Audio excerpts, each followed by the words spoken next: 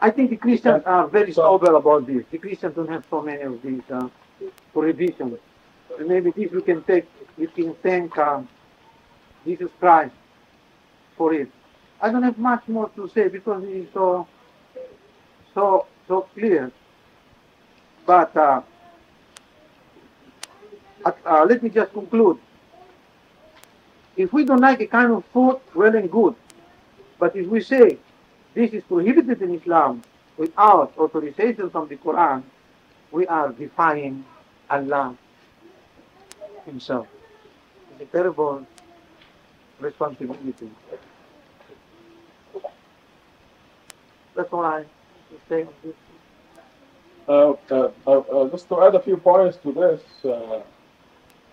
Satan pushes us to, when Satan fails to stop you from believing in God, then he pushes you further into more restrictions and more prohibitions and more hard work until you become sick and tired of religion and just can't take it anymore.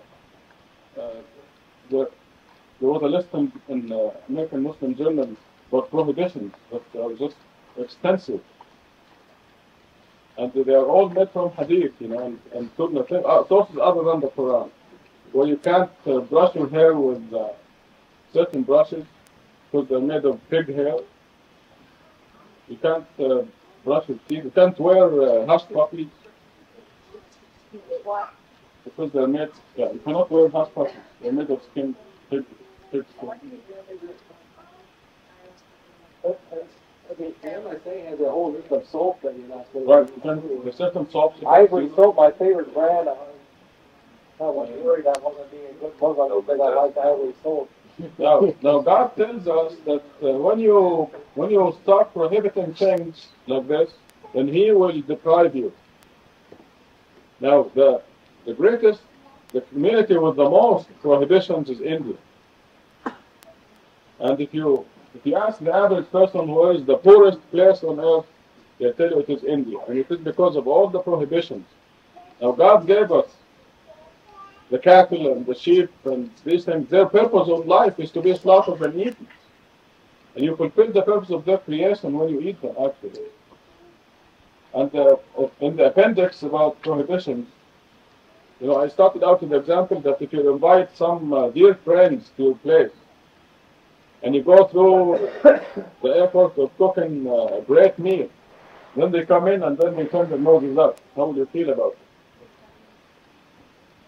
So I would ask you to turn to page 185. We can see the consequences of prohibiting what God permits you. Verse 112 says, do not prohibit local foods. God cites the example of a community that enjoyed peace and security with abundant provisions from everywhere.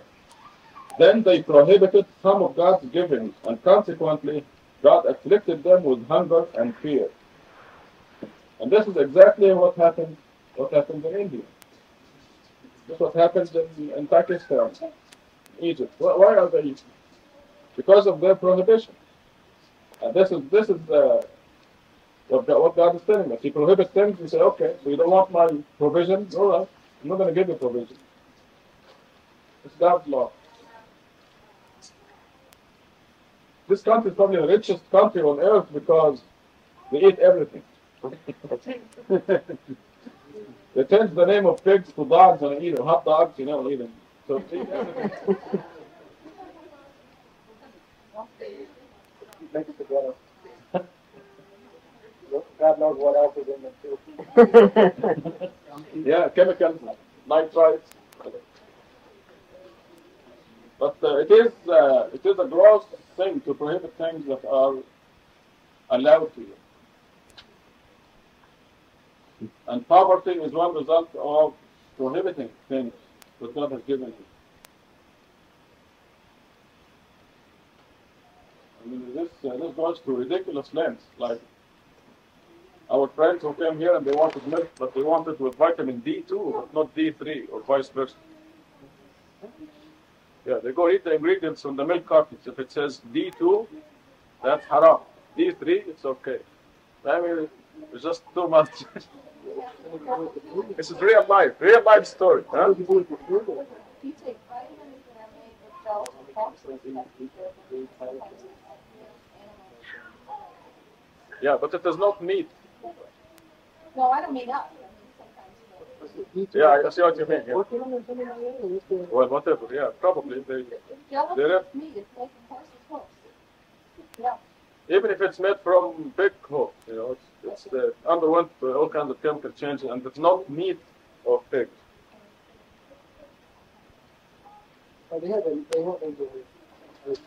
like this, about 10 pages of products in this country. Oh, yeah. Toothpaste, soap, all kinds of things that you are supposed to avoid.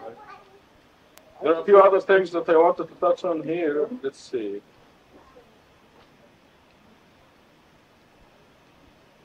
Anyway, the Quran lists exactly 4 things that are prohibited.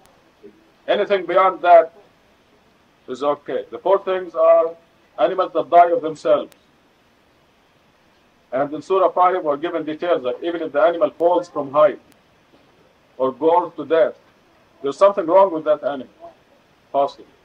So animals that die of themselves without interference from humans are prohibited.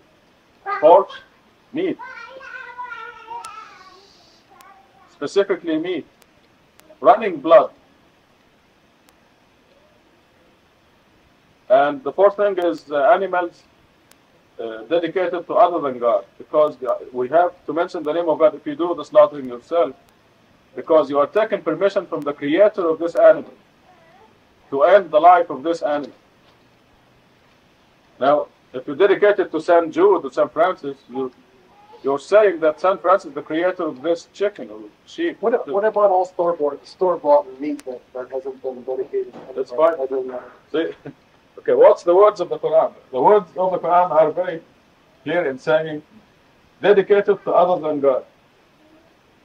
So the question is the meat in Safeway or Lucky's dedicated to other than God? Yes or no? Most of it's commercially processed with a shot, usually with a bullet. Right. Right. In other words, it is not dedicated to other than God. Only been dedicated to Mammon, the god of money. It was not dedicated to anything. The man made money. But The labor involved cannot be education. you mean there's no labor? No. If you shop, kill, hot, and piece and you sell it, there's a labor involved. It's not an education. There's a human being. No. Dedication means I killed this animal in the name Yeah, exactly. or for Saint Francis. If If you mention any name other than God, then it is dedicated to other than God. Therefore, it is haram. These are the 4 prohibitions. That's haram. Yes. I don't think they say anything when they do it. No, they don't. Well, Yes. I mean, since the person don't even know that, since you don't even buy, when you buy meat, you don't even know if you're dedicated to God. You don't know it seems to say. But it didn't say. It doesn't say at the time of the killing either. It just says the dedication itself. Dedicated to an idol. I think the problem was more serious at the time of the Quran was revealed, because there were a lot of people who did dedicate. Oh, they do it to now. idols. But They do it now in my hometown. But in this They country, dedicated to the same. where food is just a commercial process, it's Yeah. not such a serious No. thing to think about. Oh, but you're right. Yeah. The idea of dedication Yeah, some kind of religious ritual of pronouncing some sacred words or something like that over the slaughter. Can you what? Yes. Well, that's why it is.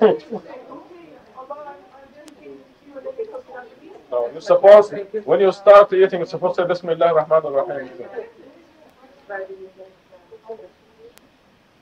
When you start anything, you're supposed to start in the name of God. When you start eating, make it a habit. When you start your car, you start your meal, say Bismillah. How can you get a ticket if you say Bismillah ar-Rahman ar-Rahim when you start the car? Dr. Khalifa, Yeah. I would like to tell 2 points. There are countries that they collect the blood and cook it. They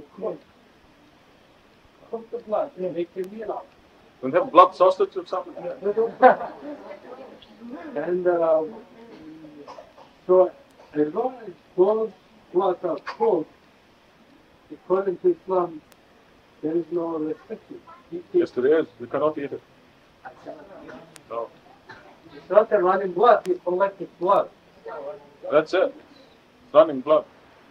You take it and cook it. You can take the pig and cook it. It's not. It just says blood. You know, it just says It blood. become cooked pig. No, but it's, when you look, the same when you cook the meat, blood runs down the bottom of the pan, right? Yeah. And you sometimes stick all that stuff in with the gravy. But that was the trap blood. It's running, they ran out of the meat. It's running. Don't eat it. It's the same as in blood sausage. Blood cooking. No, he said they collect the blood. Yeah, You collect the blood in a pot or a cup or something that's running blood.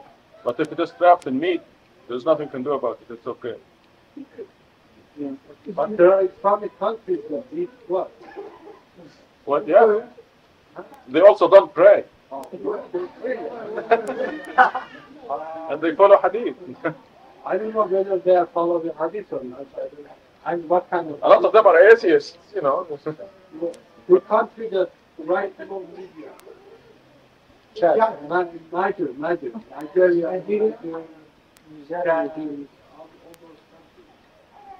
Nigeria, and Ethiopia, Somalia. Yeah, it doesn't make it right.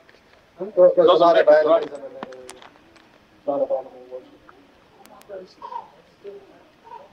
like blood like that, like that. That's not say running blood, it's like blood sausage, it's not running blood. This is initially. You don't say running bigly. Well, it was running initially. So if that blood existed, if that blood existed at any stage in a pot or a cup, you can pour it. Then you cannot do anything with it. You cannot consume it.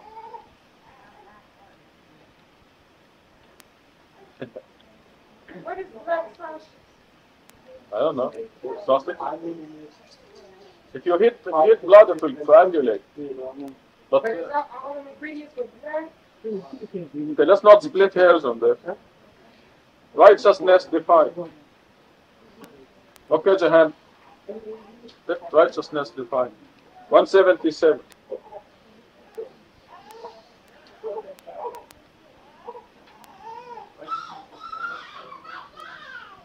Righteousness is not the turning of the faces for the east or the west, but righteousness is keeping God, the last day, the angels, and the scripture, and the prophets. To donate the money despite one's love thereof, the relatives, the orphans, the women, the alien, the beggars, free the slaves, and preserve the salat of the land.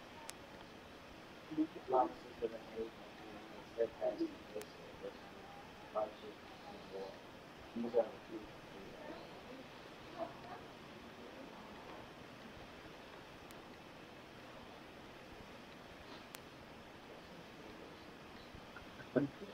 Right.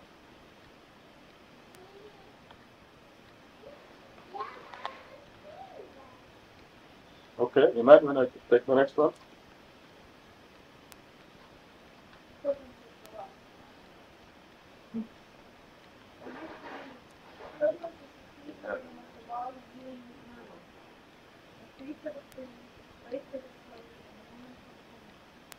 However, if the guilty is charged by the victim's sin, that vicious response is in order, and equitable compensation shall be offered, to the communion in the Lord and mercy. Whether transgress or transforce will suffer peaceful restitution.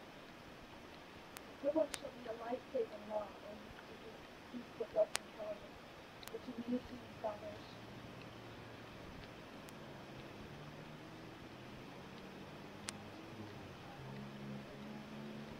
My understanding of this basically is that if